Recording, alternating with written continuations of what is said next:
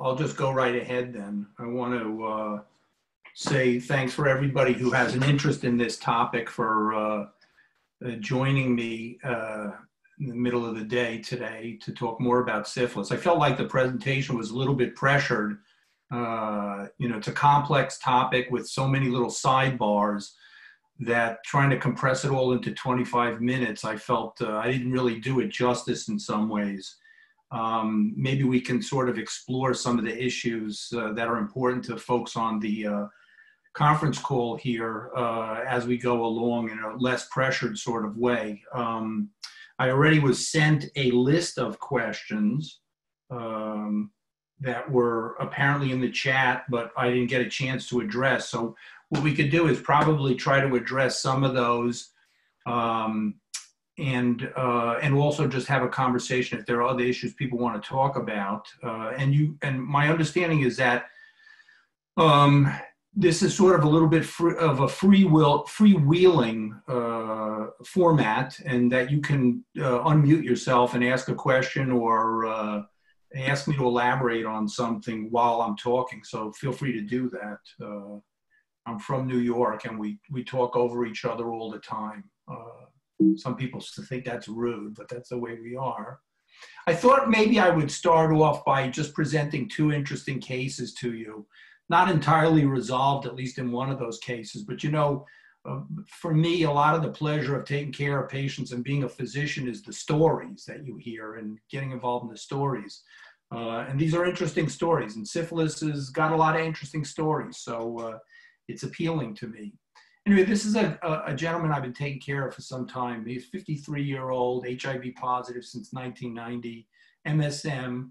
He wasn't on HAART until 2008. He had some tolerance issues, eventually settled on a triplet and Complera. He had durable viral load suppression and a T cell count that was consistently 450 to 700. He had a history of disc disease in the back, hypertension, hyperlipidemia, AFib, genital herpes. In January 2016, he presented with a rash on his arms and his legs. They were non-pruritic. He had fever, a headache, and some difficulty swallowing. And somebody in the clinic, wasn't me, I didn't see him that day, did routine labs, including an RPR, which turned out to be a 1 to 32, and it had previously been non-reactive. And this had been sent off. I don't think they knew or they weren't prepared to call him back, but he came back 2 weeks later and the rash was still evident. They gave him a shot of benzothine penicillin, which makes complete sense, right? He had a rash and he had an RPR of 1 to 32.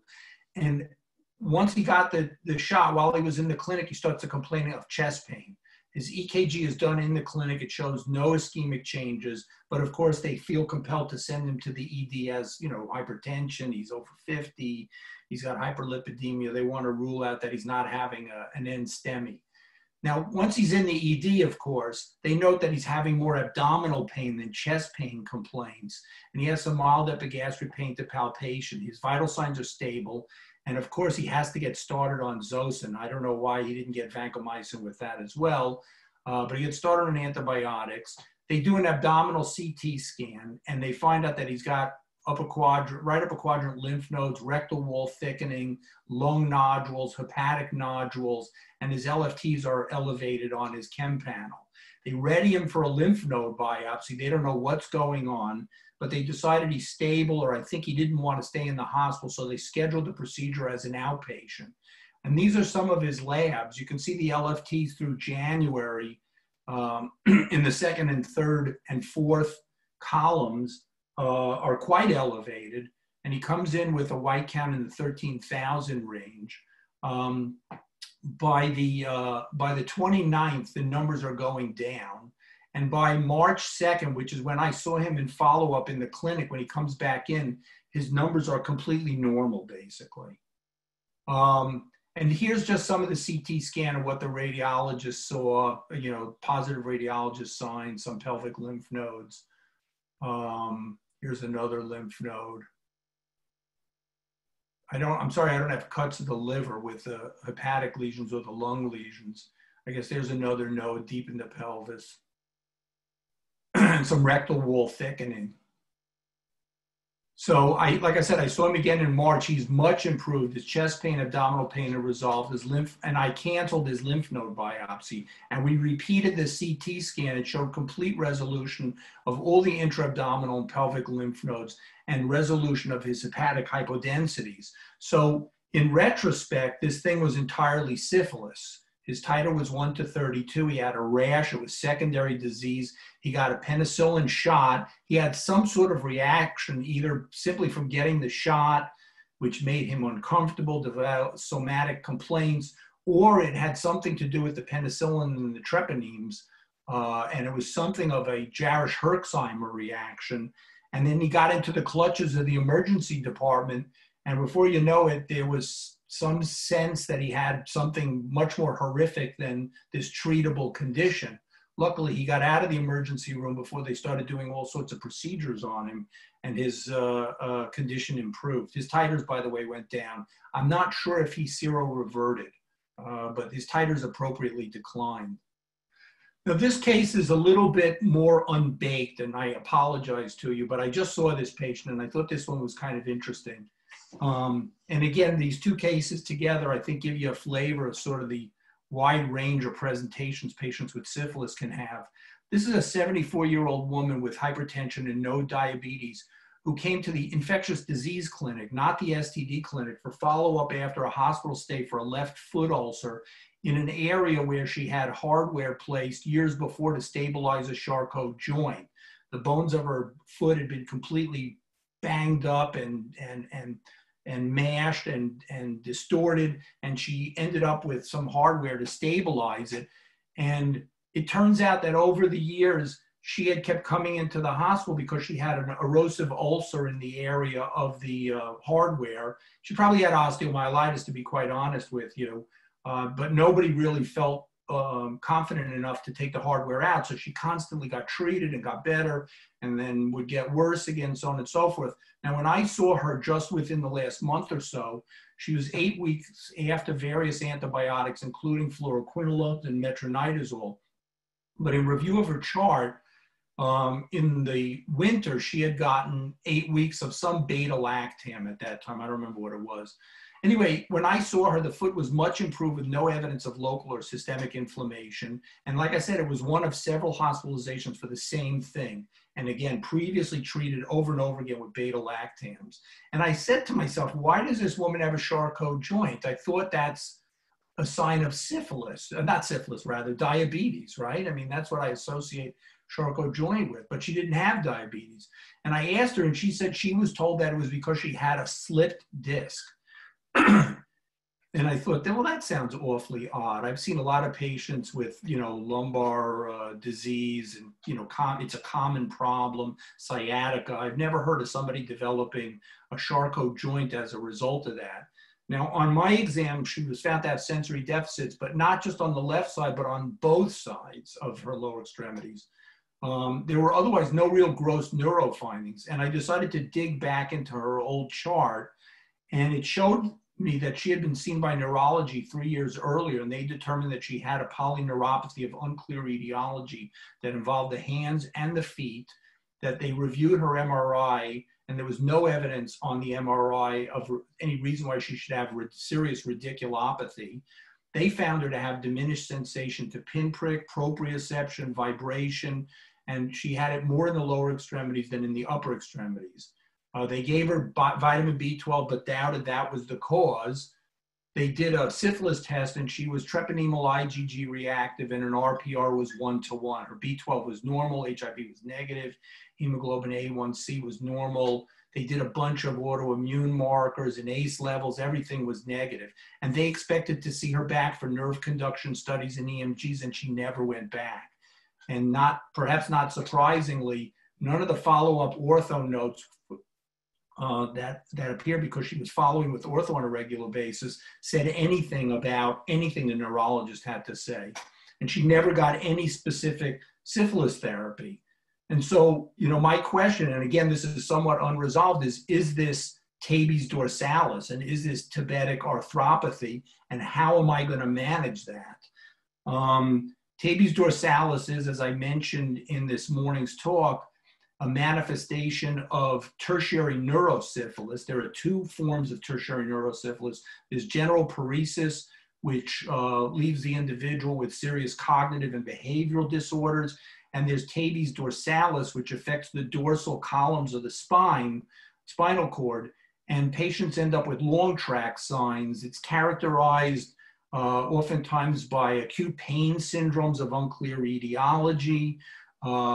They lose proprioception. Their gait becomes wide and slap foot. They don't know where their limbs are in space because they lose proprioception. And because of the loss of sensory mechanisms, they constantly traumatize the joints of the lower extremities, the foot, the knee, the hip, so on and so forth. And after many years, this is what it leads to. Now, general paresis, if it's not treated, leads to death. Tabes dorsalis classically burns itself out, though. And it's something different than general paresis. The CSF is not uniformly abnormal. I understand that 50% of cases may have a normal CSF. So, you know, here I am with this case of this woman that has this awfully interesting presentation with a positive RPR and something that could be construed as tabes dorsalis. She's gotten many courses of beta-lactam antibiotics. The CSF may very well be negative. And I don't really know what to do with her. I mean, I guess I could give her a shot a week for 3 weeks because she at least has an RPR that's reactive and she's never received treatment for it. But the real question is, should I do a spinal tap? And if I think that she has a chance of neurosyphilis, should I admit her for 10 to 14 days of IV penicillin? I'm always a little bit leery about committing somebody to neurosyphilis treatment on potentially soft indications, only because having worked in hospitals for 30 years, I've come to the conclusion that the hospital is a dangerous place. And you better be sure that you're going to be benefiting somebody or have a good feeling that you're benefiting somebody before you commit them to that kind of course. So I don't really know what I'm going to do with this patient. I should see her back in a couple of weeks, and I'll have to consult the Ouija board or the magic 8 ball and see what we're going to do. But I haven't made a decision about that. So anyway, those are two interesting cases that I've seen that I thought you might enjoy. I want to make a point, something that I said in this morning's talk. It gets back, and I realized, you know, I didn't have an opportunity to expound on it all, but somebody asked a question about whether you do an LP on HIV patients with syphilis. And I said, well, if they're immunocompromised, it might not be a bad idea. I still feel that's true, but, you know, I want to add a word of caution to that. You know, HIV patients with very low CD4 counts have abnormal CSF. It's a well-known phenomena. You know, HIV itself is sort of a neurotropic virus, and I think people who are immunocompromised will have some pleocytosis in the CSF. And so I think the bind that you get into is if you tap somebody like that and you find a few white cells in there, you don't really know if it's syphilis or if it's HIV alone.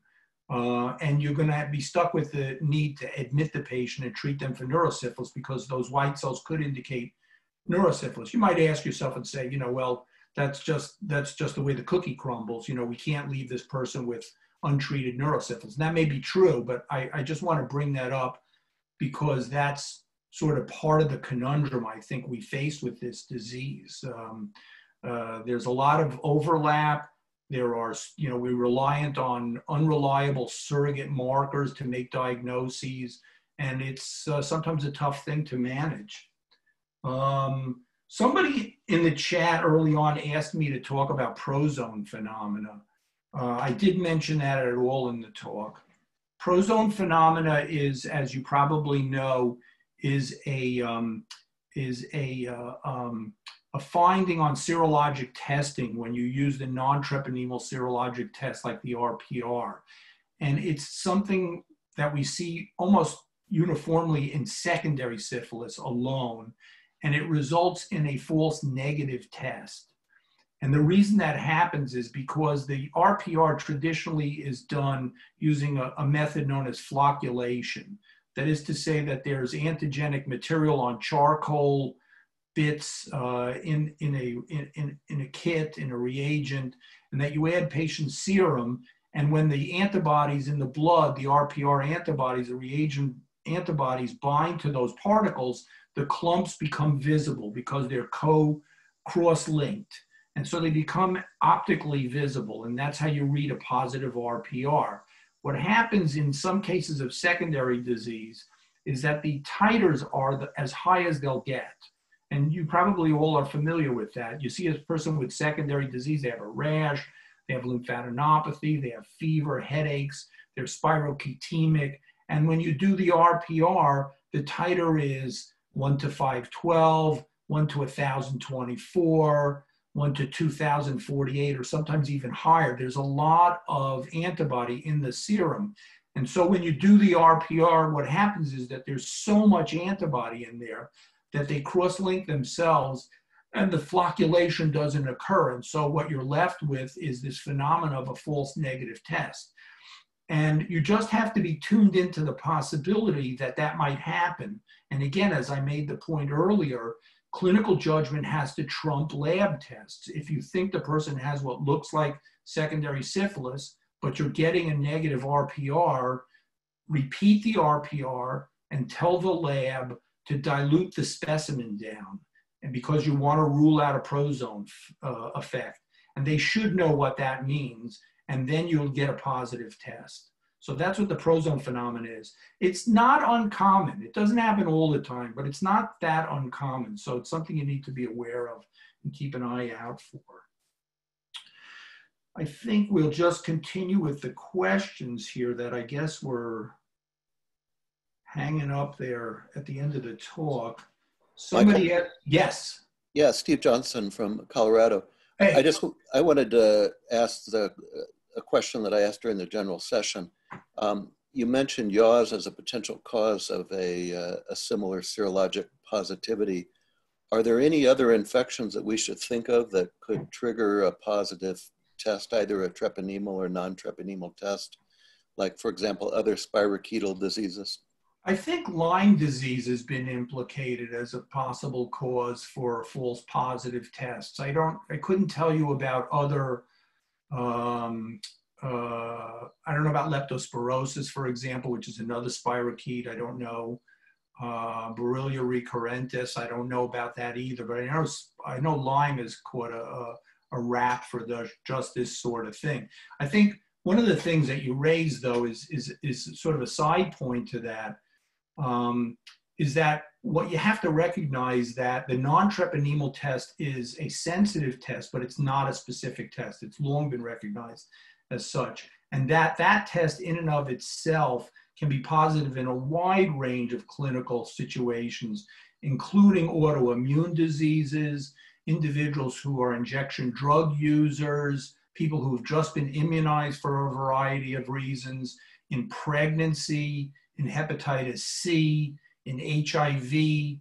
I think anything that potentially sort of tickles the B cells and gives patients various types of gammopathy can be associated with a non-specific test. Because the RPR is not, it's not a test that uses material to detect specifically antibodies at the treponeme, as everybody knows. That's why it's a non-treponemal test. It was devised as a test using a variety of material that was known and recognized to be cross-reactive for antibodies to syphilis. And so it's like lecithin and cholesterol and so on and so forth. So you would expect that even if it were sensitive and good for syphilis, it would sop up and show antibodies for a wide range of other reasons. I think that treponemal tests are less affected by this phenomenon. And I don't know the answer to the question about whether, what the specificity is for treponemal tests vis-a-vis the other spirochetal infections.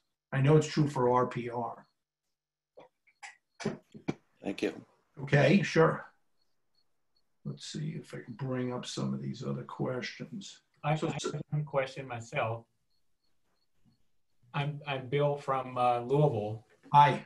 And I wonder, could I just ask you about just a case that I'm seeing? Absolutely. I told you I like stories. Well, this is a brand new patient in my HIV clinic. I got his initial labs and saw that he had an RPR of 1 to 512.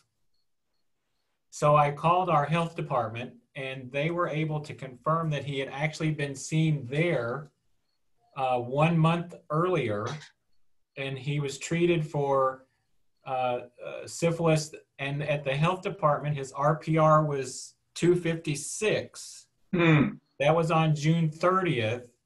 And on July 29th, I get his RPR of 512. Yeah. He got only one bacillin at the health department, but he was also treated for GC and gonorrhea or chlamydia at the same time. Yeah, so that's, I mean, I know where you're going with that. What does that mean that it went from 256 to 512? Right. So there's a couple of issues. They're important issues, and I appreciate you bringing those up. One of them is that we never consider a change in titer, whether it be failure or new infection or response to therapy in either direction, going up or down, unless it goes through 2 dilutions.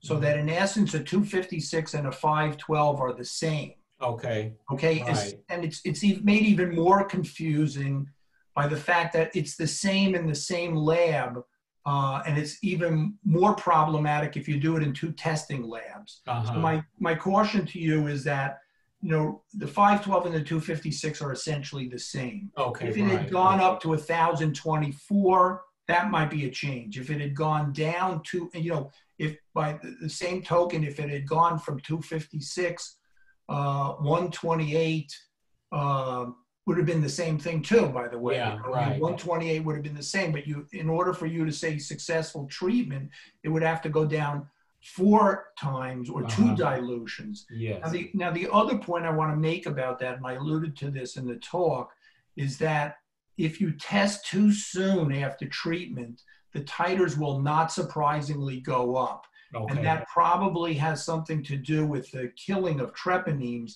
and the incurring of some sort of an immune response and clearance of organisms. This guy had a 256, he probably had secondary disease, he probably had a relatively high burden of organisms. So when he got a shot, his immune system responded, and testing him a little too soon is going to lead the potential for you to discern that he may be failing therapy because his titers went up. So the question really is, when do you test somebody to determine response? And I have to tell you, there's not a lot of really good, hard data to support that. I think, years ago, they used to say for early stage syphilis, retest in 3 months. But I think most people have come around to the feeling that even 3 months is probably a little too soon to expect true response to therapy. And so the recommendations are now to push it out to 3 to 6 months.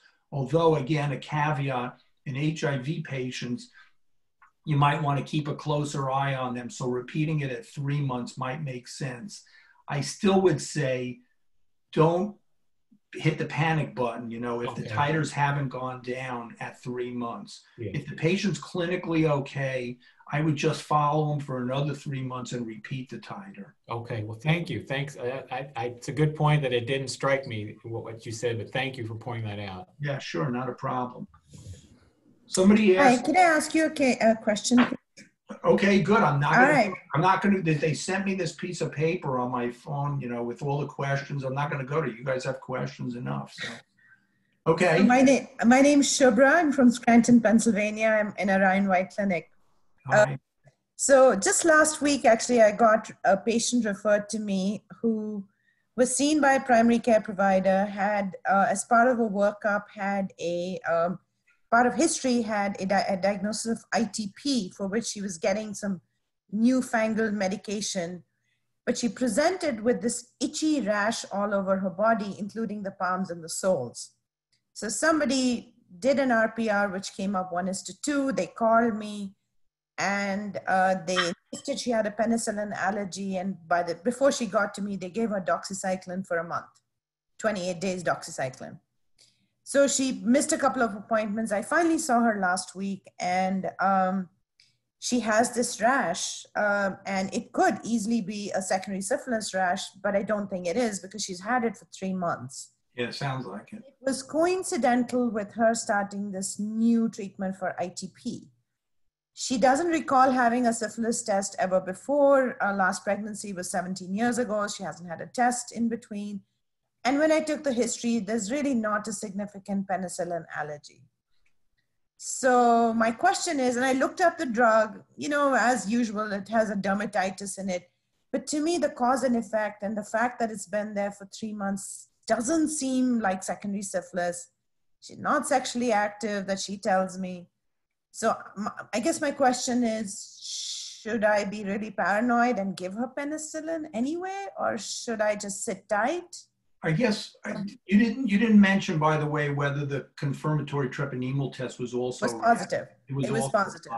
So, you know, I think the one thing you could say about it for sure is you're stuck with somebody with a dual serologic test positive for syphilis. So no matter what the patient tells you, I think you have some obligation to consider her as having had or have syphilis. Mm-hmm. I would agree with you. It seems more likely that the rash is as a consequence of the drug she received. You know, people who have secondary syphilis, which is what you might postulate this is presenting as, you know, really if you got penicillin or even if you got doxycycline, you should really respond to therapy pretty quickly. The rash should resolve. If it's there, how long you say it's been there now? 3 months. Yeah, that doesn't strike me as being consistent with syphilis.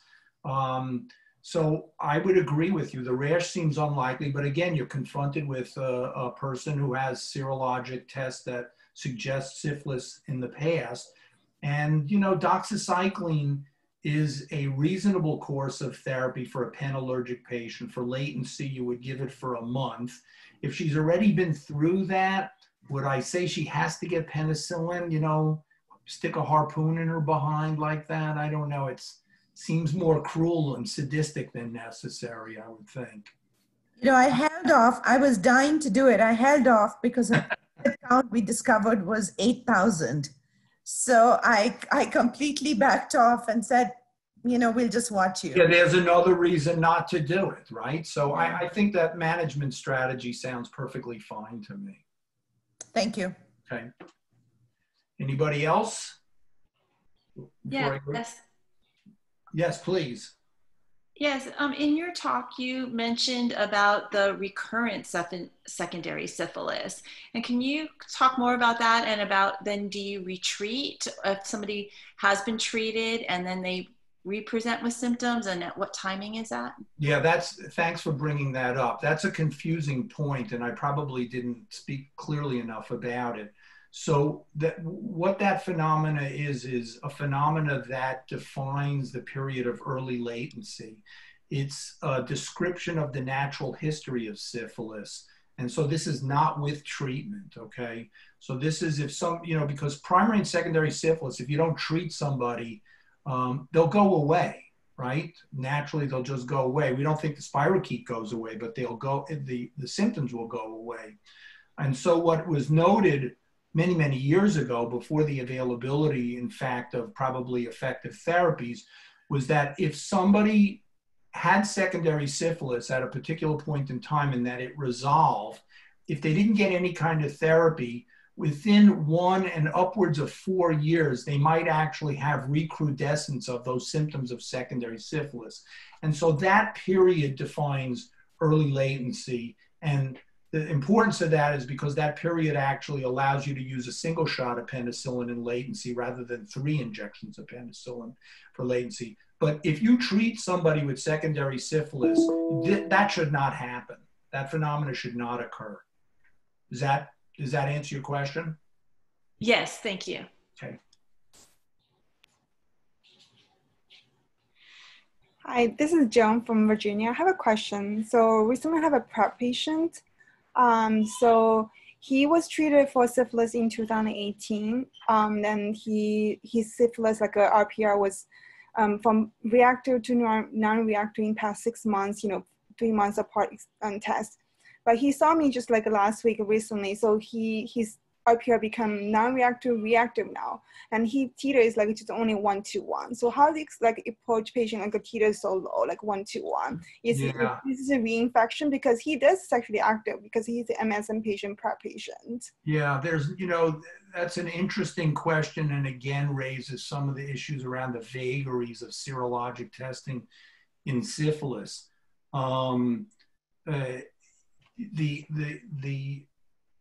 The last non-reactive test was when? So 3 months ago. So the past like total 6 months, for he was non-reactive. 3 months apart, yeah. Right. So within 3 months, he went from non-reactive to a 1-1. In the past, 2-3 years ago, he had a positive RPR. Correct. 1-32, then he got treated, then he became continued reactive, and 6 months ago was non-reactive. Yeah, I mean, it would be nice if patients sero-reverted after successful therapy and stayed like that. I would think that a 1-1 is a very soft positive test, and it certainly seems conceivable that could just be a reflection of the old response to the treponeme he had 2 or 3 years ago, and not a new infection. It sounds like it's in 3 months since a negative. If he had early stage syphilis, the titers would be higher, I would think. It sort of depends on the veracity of the story that you get from the patient. Do you believe him when he tells you? I don't believe anybody. Sex is one of the things people probably lie most about.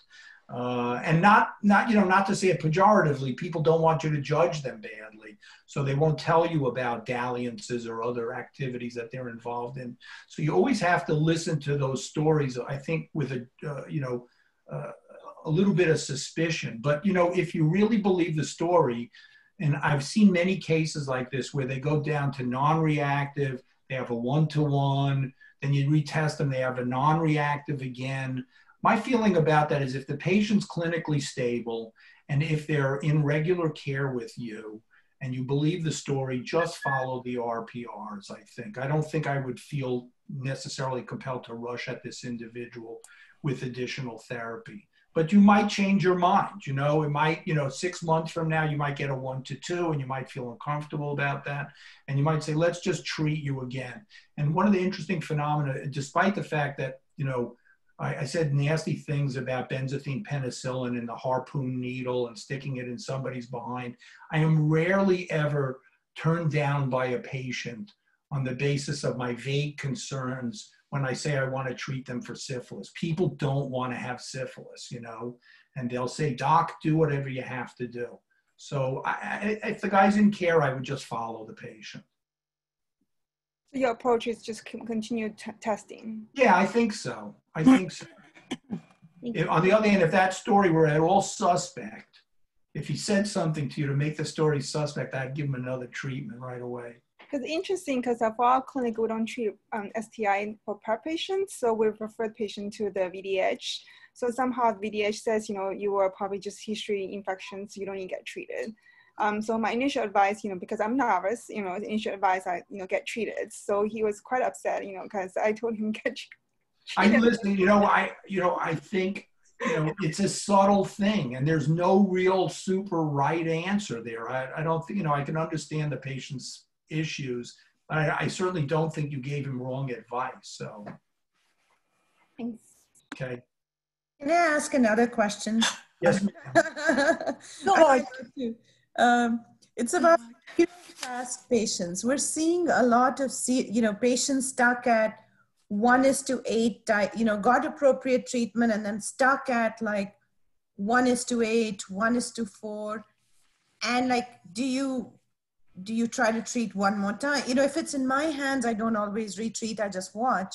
But often they come from somewhere else, from New York, and we're like, what do we do? So I don't know, how do you manage them? What do you tell them? Yeah, years ago, if you look at the literature, years ago, if there were any kind of follow-up studies done in syphilis, the vast majority of patients who got treated became seronegative, you know. But I think that maybe the testing platforms or some other issue that's ill-defined. Increasingly, there's a large proportion of patients are what we call serofast. The titers go down appropriately. They may go down those 2 dilutions that define successful therapy, and then they get stuck at some low level. And what ends up happening is the patient gets 1, 2 additional courses of therapy. And I think it's reasonable. Well, first of all, you have to ask yourself, is the person sexually active? Is it possible that they have a new infection? And if it's conceivable, I think giving the individual a second round of therapy is acceptable, you know, I mean, just to be on the safe side. But the fact of the matter is probably a lot of patients get stuck at a low level, low titer, and it's never going to resolve. And additional therapy is homeopathic at best. You know, you treat yourself, you make yourself feel good that you've given them the therapy, but it doesn't net anything clinically for the patient. So, but there are no hard and fast rules for that. I would say that I generally, again, if I think the patient may have potentially been at risk for a reinfection, obviously treat.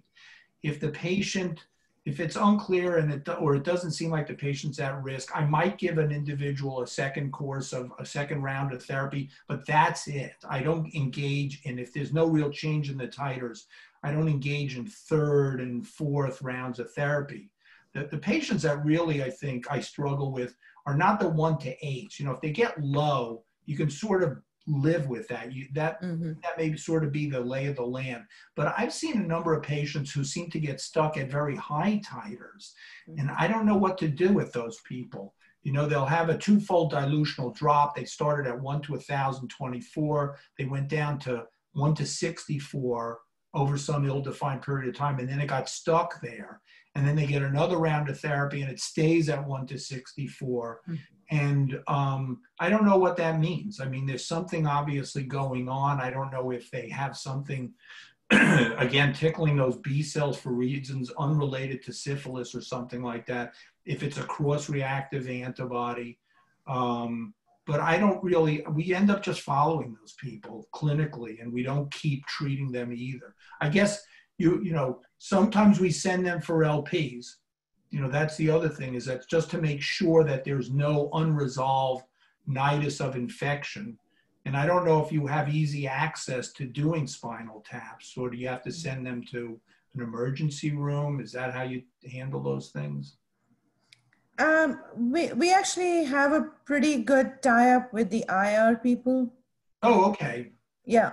So yeah, so it's easy enough. So, you know, in those circumstances where the titer is stuck and it's really high, I think an LP is not a bad idea. Nobody wants neurosyphilis, you know, and there's enough vagueness around this that we can't be absolutely certain. But 9 times out of 10, those cases turn out to be CSF negative, so. Great, thank you. Okay. Michael, Yes. One more question. Yeah. Yeah, you mentioned in your presentation that people with serologic evidence of syphilis evaluating for cardiovascular syphilis in the differential. Is there anything you specifically do for that apart from a physical exam? Any other kind of? Yeah, you know, cardiovascular syphilis is really a rare, I think it's a rare bird these days. You know, I think, if I vaguely remember seeing something in the chest surgery literature about inadvertent discoveries of patients who had cardiovascular syphilis, but I think that's very unusual.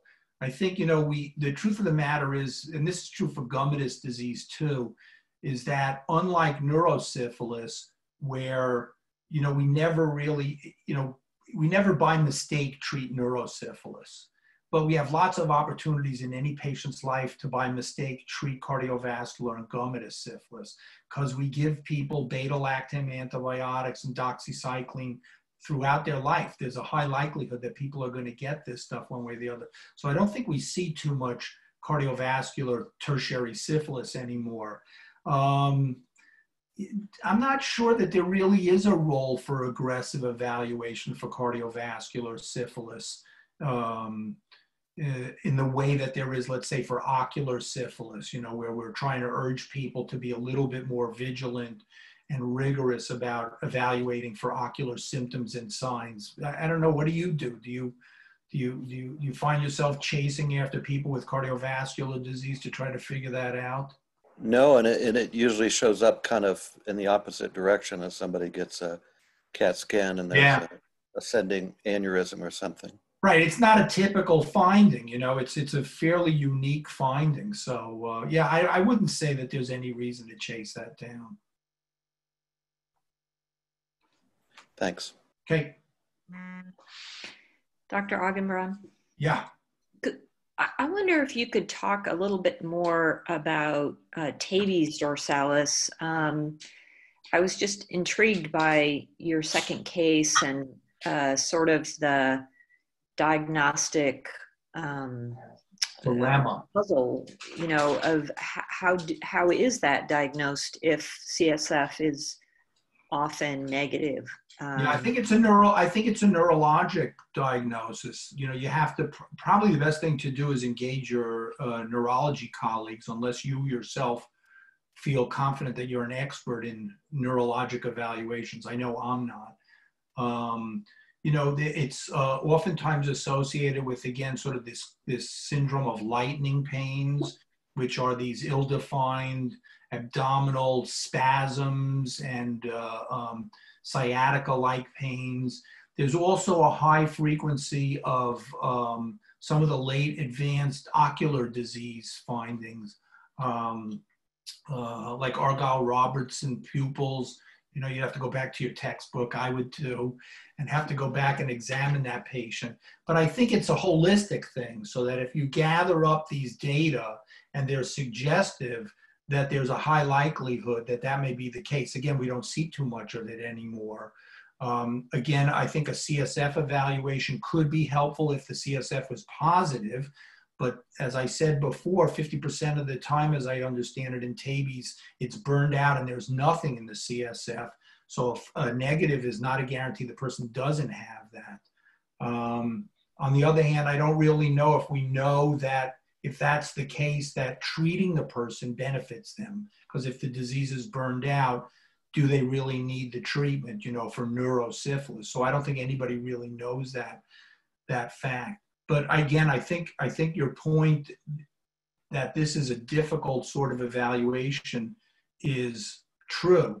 The other thing, by the way, is that I think the neurologic deficits in the lower extremities are somewhat characteristic. You know, it's again loss of, it's not just sensory deficits. It's not like, for example, the burning neuropathy that we see in so many of our diabetics and our HIV patients with advanced disease. These folks lose proprioception, you know, and they develop that classic slap foot, wide base gait because they don't know.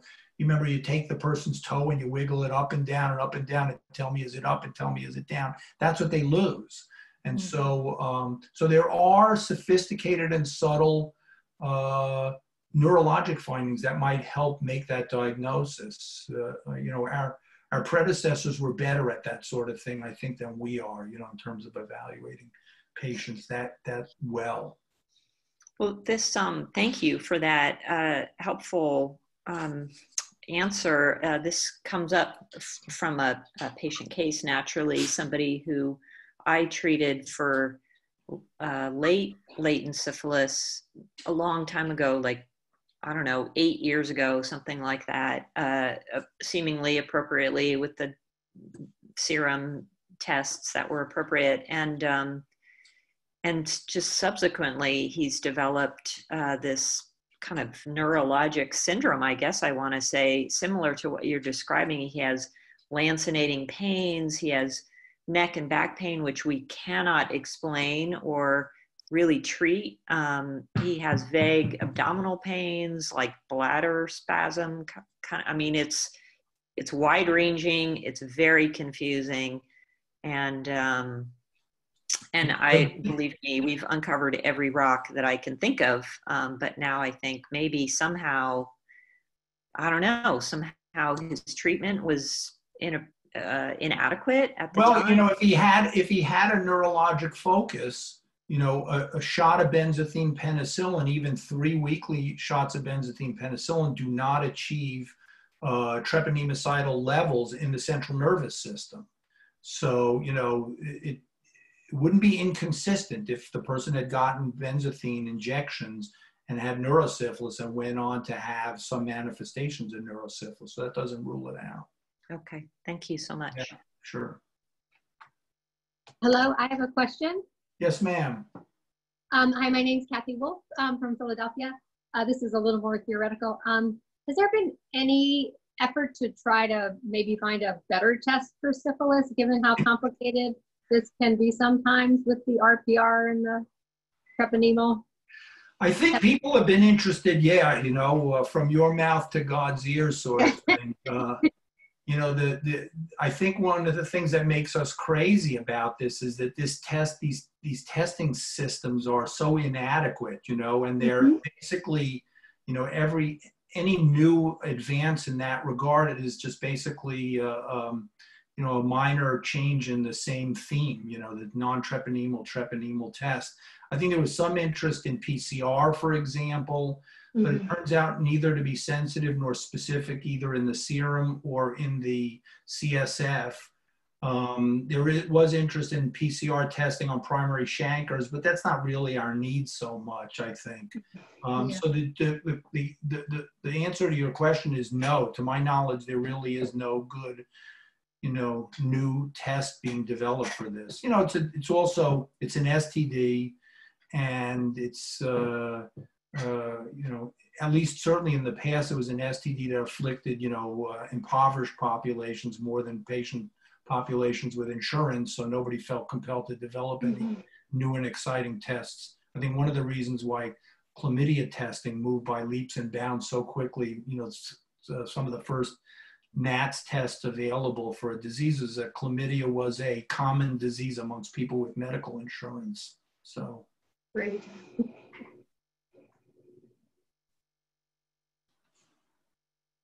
I guess I could, unless somebody has another question, I have a couple of questions that were asked. Somebody says, would you treat a titer of 1-to-1 in an HIV patient? Well, if the person had never been treated, sure, I would treat a 1-to-1. Again, HIV patients are liable to have biologic false positives, but you know, I assume that the question is being asked because the person has a treponemal as well as a non-treponemal test. Here, somebody says, and I'm not screening these questions, by the way, so if I say something completely off, forgive me. I have a couple of guys who have sex so much and have had syphilis with other STDs so frequently that I screen them every 3 months, but sometimes I have trouble figuring out if it's a new infection or a treated infection that hasn't had time to decrease the RPR. Any suggestions? No, not really. You know, again, I think that you always have to be suspicious about reinfection in individuals whose titers go up. You know, if titers increase by 2-fold dilution, that's a failure of therapy. And that person ought to be retreated at the very least. Titers that don't go down, again, they can get stuck and you have to follow these people for a long time. But I don't have any guidelines or guidance as to, you know, what to do with people who are promiscuous, bad term to use, obviously, or let's say they engage in high-risk activities over a lengthy period of time. I don't know, you have to play that by ear. And if you think the person might have acquired infection, you have to treat them again.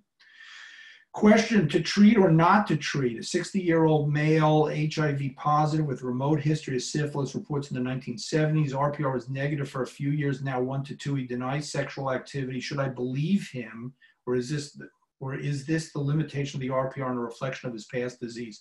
I can't answer the question about whether you should believe your patient, obviously. That's something between you and the patient. Again, I think, you know, it's a long time between 1975 and 2020, and people have been sexually active. So I don't know how the patient denies any potential risk. And if there's any concern about risk, I would just treat the patient again. And like I said before, I think patients understand that issue. But as we also discussed before, you know, low-grade positives on the RPR in a person who's previously been treated for known syphilis is not unheard of. And so in some situations that might warrant just a watch and wait sort of strategy. With self-STI testing on the rise and with patients not always having a dedicated physical exam, let alone a GU exam with each visit, do you think we are missing the boat on earlier diagnosis of syphilis, namely primary syphilis? I think that's probably right. As we've been alluding to, we don't look at patients as well as we should probably, you know, and we may be missing primary syphilis. You know, the idea of asymptomatic screening or allowing people to do sort of self-testing or self-referral for testing procedures is one that may catch on. Who knows if that's going to happen in the immediate future, but you know, there are some models overseas, and I think they've been trying to implement that in some cities in the US, where patients can just go into departments of health and basically self-screen. They can get their own blood test, check off that they want blood tests for HIV, syphilis, and obtain their own chlamydia, gonorrhea test and not see a clinician. And we might see more of that. We might see more disease diagnosed that way. I mean, access to care is an important part of how we control these things. So, has T. pallidum been demonstrated to be in genital secretions? Is this a recognized mode of transmission? Or is it limited to contact with infectious primary and secondary lesions? Has it been demonstrated in genital secretions? I don't think so, but I don't, honestly, I'm not really sure about that. But you know, my experience has been, and what I've read and everything that I've been confronted with suggests that this is really a contact with infected lesions that results in transmission of disease and not through genital secretion. So I would say no to that. HIV patient with a serofast RPR after appropriate response to treatment. Do you LP, repeat LP, retreat? Again, sort of in the same theme we've visited a couple of times. Serofast is a well-known phenomena. I don't think I'm going to get aggressive. I might give a repeat course of therapy if the titer was a little bit high, but I don't think I would recommend an LP for somebody who had a serofast reaction unless they had neuropsychiatric manifestations or if the titer was rising. If the titer is rising, again, that's an indication for a more aggressive workup. But otherwise, if it's just serofast, I don't think I would do an LP. Please review the CSF test that I should order to diagnose neurosyphilis. There's two things, really, is the VDRL and the white cell count. That's really all you need to make a diagnosis. And it's either of those two things. So if they have lymphocytic pleocytosis, but the VDRL is non-reactive, that's just as good. If the VDRL is positive, that's pathognomonic for neurosyphilis. Of course, lymphocytic pleocytosis can be seen in a variety of other settings, including HIV, tuberculosis, viral meningitis, so on and so forth. That can lead to some clinical confusion. But those are the two tests. As I said before, proteins can be elevated for a whole wide range of issues, and glucose has nothing to do with treponemal invasion of the CSF. Because you mentioned early neurosyphilis is starting early, often yet PEN-G, to my knowledge, doesn't penetrate the CSF. Should we be using something that does, especially in patients with HIV, to make sure we're treating syphilis with neural penetration? I think we sort of touched on that in a couple of ways. You know, it's this issue that anybody who's thinking about this is uncomfortable with, is this idea of early CNS penetration by treponemes. The fact of the matter is, again, that we have a long history of using benzathine penicillin one shot for early stage syphilis with apparently complete resolution of symptoms in patients. So I don't think that there's a need for additional therapy, certainly based on decades of experience. I will also say that the largest randomized controlled trial of syphilis treatment was published about 25 years ago. The lead author's name was Bob Rolfs.